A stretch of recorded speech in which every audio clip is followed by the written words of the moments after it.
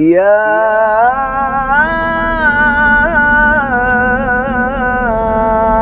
أيها الذين آمنوا اتقوا الله حق تقاته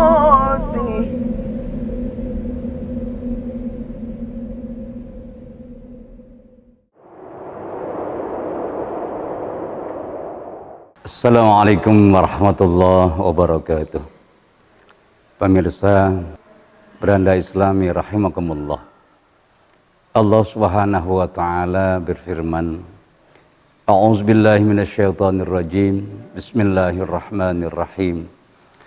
Walanabluwannakum bisyai'im minal khawfi wal ju' wa naqsim minal amwali wal anfusi was samarat wa basyiris sabirin. Alladzina idza asabathum musibah qalu inna lillahi wa inna ilaihi raji'un ulaika alaihim salawatum mir rabbihim wa rahmah wa ulaika humul muhtadun. Pemirsa Beranda Islami rahimakumullah, Indonesia, negara tercinta kita, di minggu ini dilanda ataupun bahasa lainnya dikepung dengan berbagai macam musibah. Dari mulai banjir bandang yang sangat luar biasa di Kalimantan Selatan, gempa bumi di Mamuju dan Majene, kemudian lagi di Jawa Tengah Gunung Semeru meluapkan erupsi, dan juga di Sumedang terjadi longsor yang sangat amat luar biasa. Tentu semuanya ini bukan kehendak kita, bukan keinginan kita, akan tetapi ada yang mengatur, yaitu Allah Subhanahu wa ta'ala. Dalam kitab suci Al-Quran Allah nyatakan di ayat yang telah dibacakan tadi, bahwasanya Allah Subhanahu wa ta'ala berfirman, sungguh kami akan menguji kalian dengan sedikit rasa kelaparan, ketakutan, dan hilangnya harta benda serta jiwa yang terjadi pada diri kalian. Akan tetapi Allah Subhanahu wa ta'ala mengakhiri ayat tersebut dengan, berikanlah kabar gembira terhadap orang-orang yang sabar. Orang-orang yang sabar adalah orang-orang yang menerima ikhlas, karena ini adalah hak daripada kehendak yang maha kuasa, yang memiliki alam semesta ini. Dia uji kita, karena memang Allah berjanji sungguh akan kami uji kalian. Sesuatu hal yang tidak kita inginkan, akan tetapi kalau Allah Subhanahu wa ta'ala telah berkehendak, innama amruhu idza arada syai'an ayyakula lahu kun fayakun. Kalau Allah sudah berkehendak, yang akan terjadi maka terjadilah. Oleh karena itu, bagi saudara-saudara kami yang berada di Kalimantan Selatan, di Majene dan Mamuju, di sekitar Gunung Semeru ataupun juga yang berada di Sumedang, tabahkanlah hati kalian, karena Allah Subhanahu wa ta'ala yang mengatur ini semuanya untuk menguji siapa di antara kalian yang terbaik amal perbuatannya. Kita pun juga yang berada di daerah-daerah yang berbeda, yang relatif masih aman, diuji oleh Allah Subhanahu wa ta'ala akan harta yang ada pada diri kita. Apakah harta yang ada pada diri kita ini kita bisa sumbangkan kepada saudara muslim kita yang terkena musibah, ataupun sebaliknya kita menjaga-jaga, kita berpegang dengan apa yang kita miliki, supaya nanti kalaupun kita butuh kita bisa manfaatkan.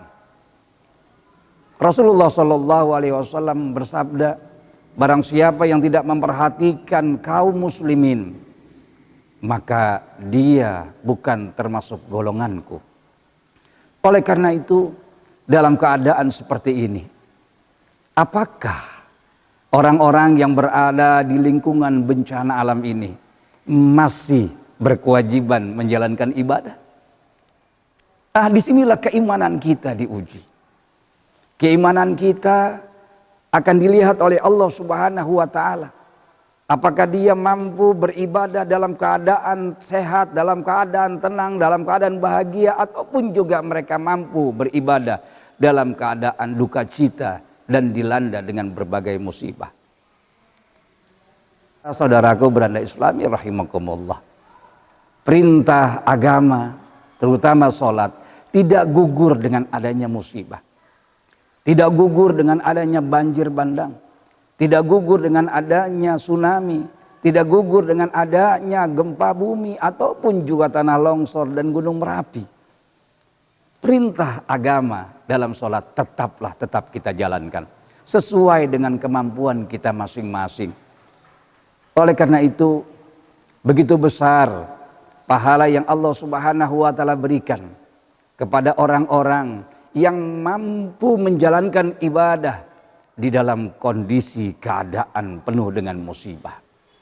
Sampai-sampai Nabi kita Muhammad sallallahu alaihi wasallam bersabda, orang yang tetap istiqomah dalam menjalankan ibadah, dia sholat tetap menghadap Allah Subhanahu wa taala, dia sabar dalam menjalankan ujiannya, maka Nabi menyatakan kahijratin ilayya. Orang-orang seperti itu, maka dia seperti orang yang hijrah datang kepadaku, kata Nabi Muhammad sallallahu alaihi wasallam. Tentunya ini dengan berbagai macam keadaan. Kita tahu orang berbeda-beda keimanannya. Ada yang merintih dengan keadaan musibah yang dia terima. Hanya ada banyak yang berkeluh kesah. Hanya ada yang berbengong, kemudian hanya mempertahankan hidup untuk makan. Itu manusiawi. Akan tetapi ingat, Allah Subhanahu wa taala menyatakan di ayat berikutnya, alladzina idza asabatuhum musibah. Orang-orang yang terkena musibah, kata Allah Subhanahu wa taala, qalu, mereka yang mengatakan inna lillah wa inna ilaihi raji'un. Sesungguhnya kami ini milik Allah dan kami akan kembali kepadanya. Nah, orang-orang yang seperti inilah, kata Allah Subhanahu wa taala, orang yang tetap mampu dalam beribadah, orang yang sabar dalam menghadapi ujian. Allah nyatakan dalam ayat berikutnya, ulaika alaihim shalawatum mir rabbihim wa rahmah. Mereka orang-orang yang mendapatkan rahmat dari Allah Subhanahu wa taala, mereka itulah ulaika humul muhtadun, yang mendapatkan petunjuk darinya. Pemirsa beranda Islami rahimakumullah. Oleh karena itu, dalam keadaan seperti ini, mestilah kita bertawakal penuh kepada Allah Subhanahu wa taala. Dengan cara melihat masih begitu banyak nikmat-nikmat yang Allah anugerahkan kepada kita. Mungkin masih banyak kelalaian kita di masa kita bahagia. Mungkin juga kita banyak lengah dan lalai akan Allah Subhanahu wa taala di masa kita tenang. Allah tegur kita agar kita kembali kepadanya, karena memang Allah lah tempat kembali kita. Mudah-mudahan dari secercah ayat yang Allah Subhanahu wa taala sampaikan kepada kita, kita mampu menghadapi berbagai macam ujian dan cobaan. Atas nama bangsa Indonesia seluruhnya, rakyat Indonesia bersedih dan mendoakan, dan pasti akan memberikan bantuan baik moral dan material. Hanya kepada Allah kita akan kembali, dan kita pasrahkan seluruh keadaan kita, kehidupan kita kepadanya, sehingga kita akan menjadi orang-orang yang mendapatkan petunjuknya. Mudah-mudahan ada manfaatnya. Wassalamualaikum warahmatullahi wabarakatuh.